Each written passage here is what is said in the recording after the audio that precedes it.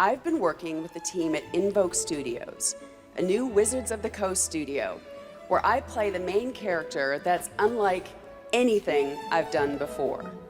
Tonight... Now, come on, Trish. You still look good, love. You got the goods, but you'll always be Edie to me in Mass Effect. And while she's suitably almost dressed here in this video, honestly, her in a Wizards of the Coast game, again, I think after this announcement, WOTC came on again with the title I'm going to show you right now, but hello everybody, it's your brown, cute and cuddly Kenny Everett Mark II. And if you don't know who that greatest comedian of all time is, then don't look at me, you fools. Go and look at him and his very naughty but titillating videos. This show is so zappy, we hope it makes you happy. It's zany and it's wacky, now here's another bit. And speaking of which, this is part 2 of maybe many more episodes to come called Geek Shit, because that's what I like to talk about on a Sunday, catching up on stories that I didn't dedicate a single video to in the week. It's kind of best to gather everything up.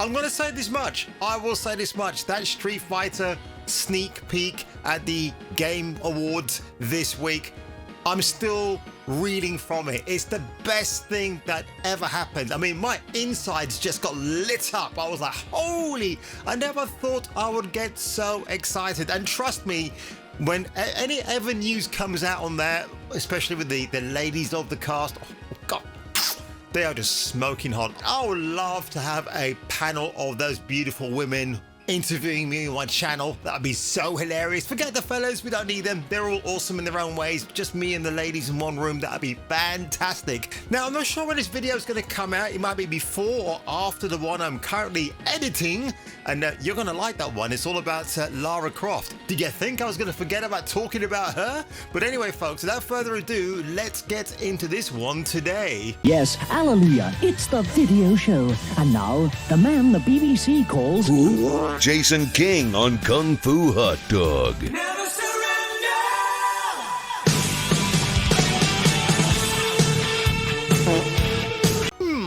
Where are we now? Oh, hang on a minute. Let's move around a bit. Yeah, might as well. Oh, let's turn on the lights. It's the gormless face of Uncle Jeff Keighley. I bet he's not recovered from the High God controversy. A live service game again? Oh my God.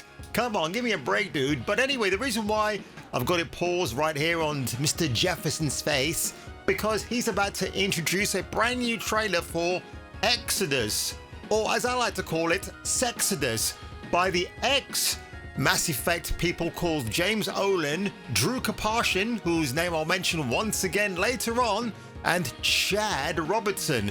Let's have a look at this trailer, folks. It was pretty good. I just thought this was just a silly little excuse for me to ogle the goodies of Miss Helfer. And let's carry on. She's a rather endearing sweetheart, isn't she?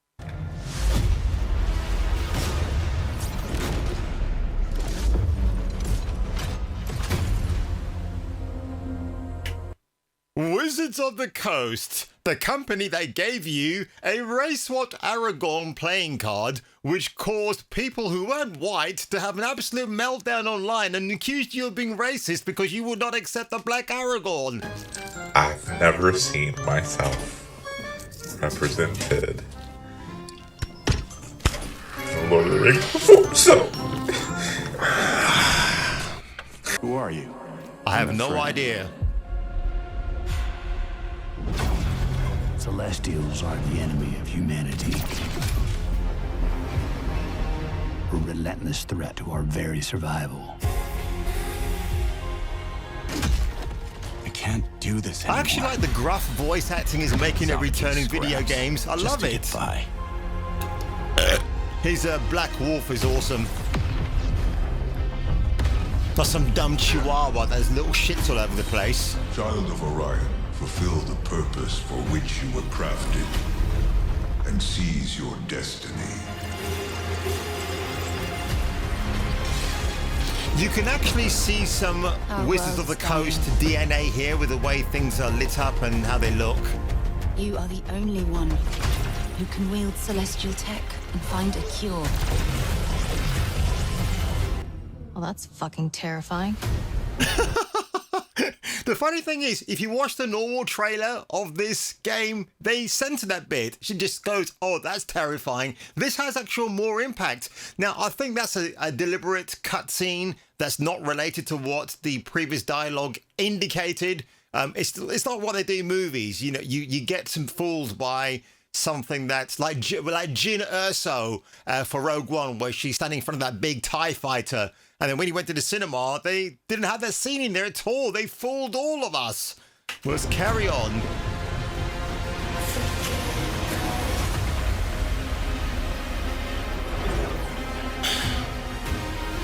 But with the right ship and the right crew, The right shit. you could save all of us. Would it hurt on you an to give us alien some world. women with long hair? Come on, man. Felt like I was finally doing what I was made for. See, this bit is really good. Wow, that gameplay looks excellent. We are the defenders of Leiden's future. And we will fight to protect it. Yeah, very Mass Effect. Fight for survival has consequences. How far are you willing to venture? How much are you willing to sacrifice to save your world? Damn, kid. No pressure there. Sexodus.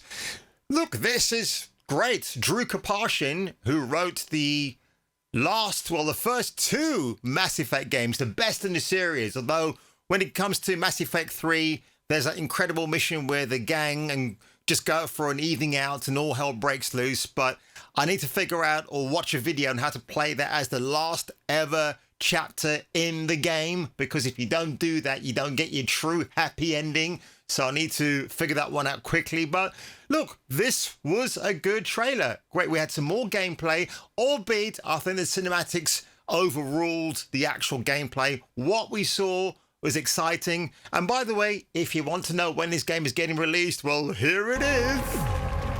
Early 2027. So again, this feels like a premature ejac, if you know what I mean. This is all coming really far too soon. Like, what about the good old days? And again, the 2000s. I've got to go back. I've got to cut back here, folks. The 2000s.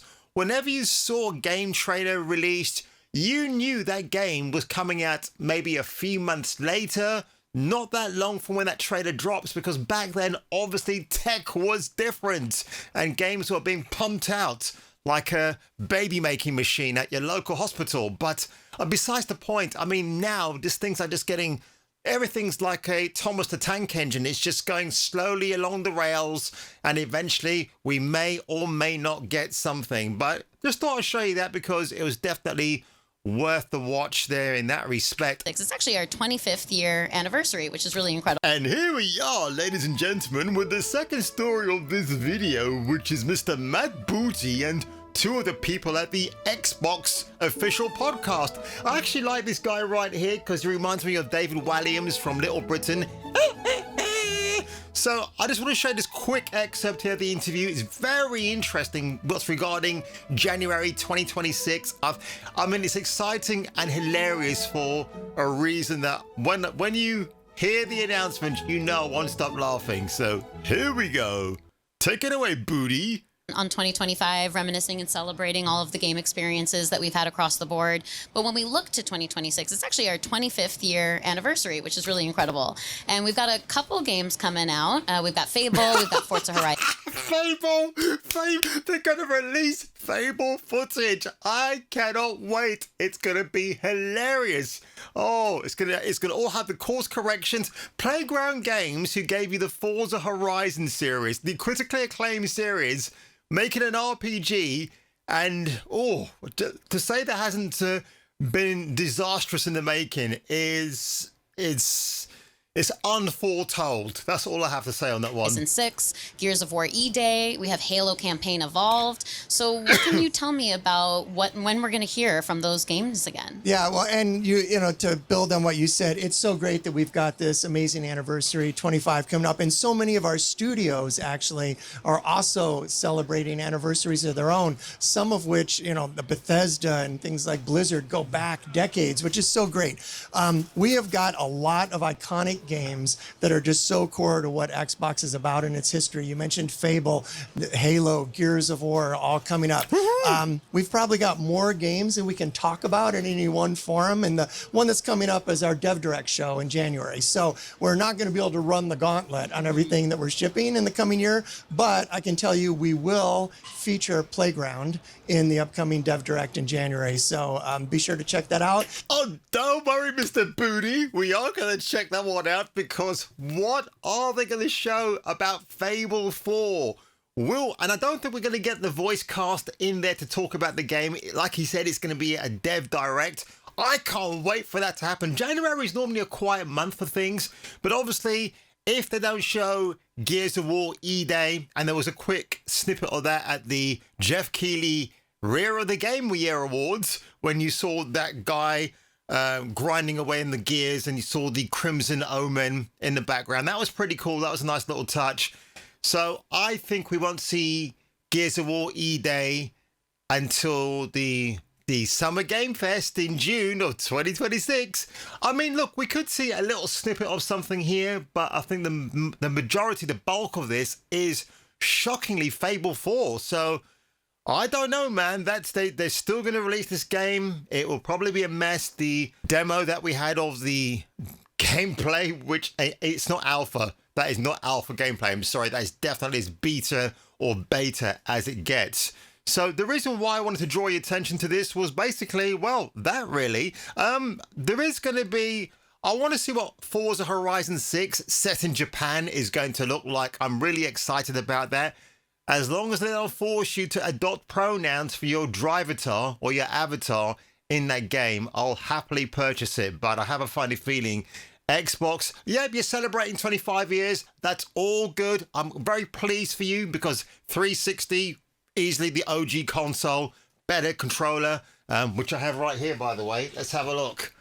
Got it right there. See? Right there. Best controller ever. Love it so much. It's so awesome. But we'll see if Xbox, Microsoft takes a lot of heat and flack in January for the Fable 4 reveal. I think they might get some heat, especially from me. So this is FOTOR, Fate of the Old Republic. So let's have a look at this trailer, folks, because I didn't give you a dedicated video regarding this. It wasn't really worth it, to be honest. Again, it's a cinematic trailer. It looks very, very pretty. And look, for the record, I've never played any of the KOTOR games, so I'll try to do that at some point.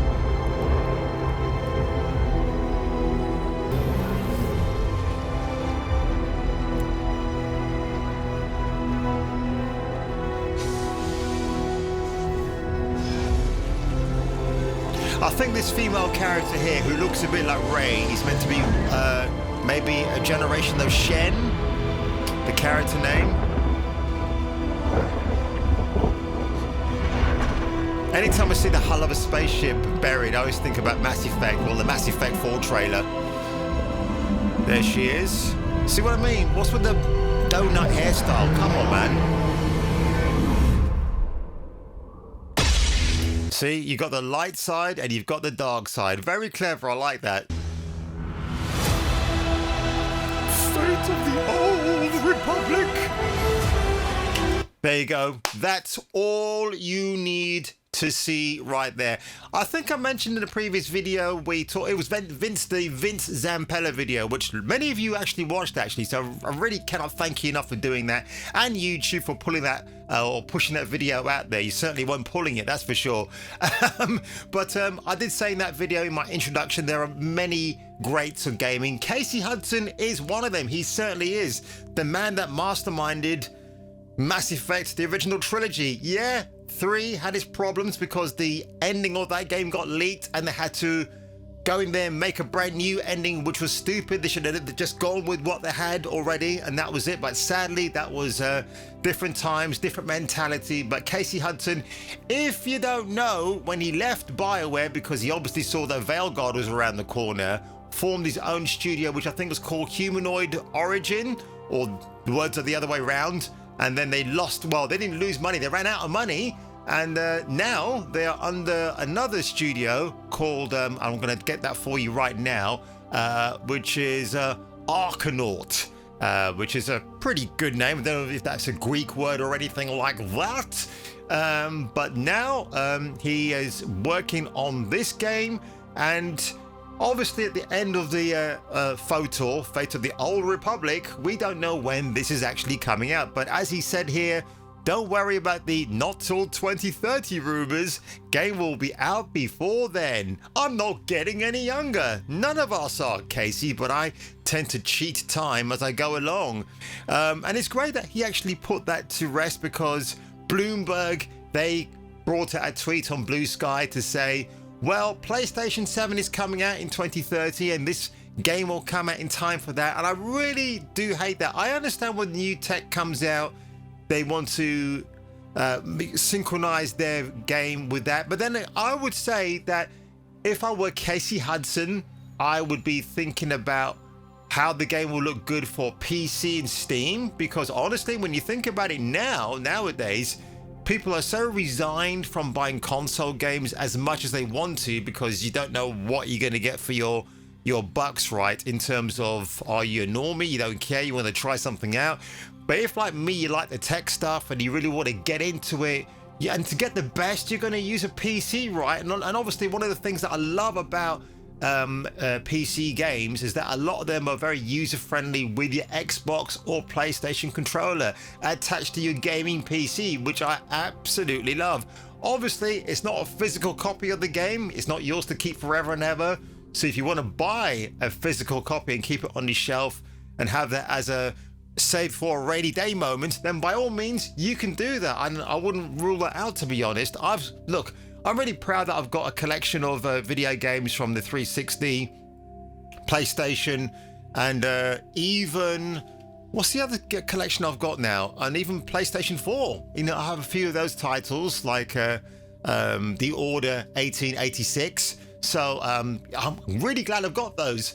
But in terms of Star Wars and Casey Hudson and what he's done, and all the false starts that we've had with Star Wars games like 1313 and Project Ragtag, which was Amy Hennig's little thing with Visceral Studios before they closed down, which I still will never forgive EA for doing on that one. But look, I mean, they said that they're building this one for PlayStation 7. PlayStation 7 has not even been announced. So I don't know where Bloomberg gets this ideology that that's going to be something that happens. I don't think it will be. That's a speculation. It's clickbait. It's whatever. But I think whatever happens, I wish Mr. Hudson the best of luck. And wow, I mean, the guy said he's not getting any younger. So where are we at? 2025? So my best guess is that 2028 is when FOTOR will drop eventually. And will it be a trilogy of games? Will FOTOR 3 endure the same fate that the original Mass Effect 3 endured back in the day? Well, who knows? But if I were you, ladies and gentlemen, and if you were me, I'll catch you catching me for the return of the next video. Tune in next time, Space Freaks, and hear your doobry go ping in the next gripping installment of Kung Fu Hot Dog. Whatever you do, numbnuts, don't search for this term on Google. Got that? Rolling down to Dallas, my wheels provide my palace. Off to New Orleans or who knows where. Places new and ladies too. I'm BJ McKay and this is my best friend.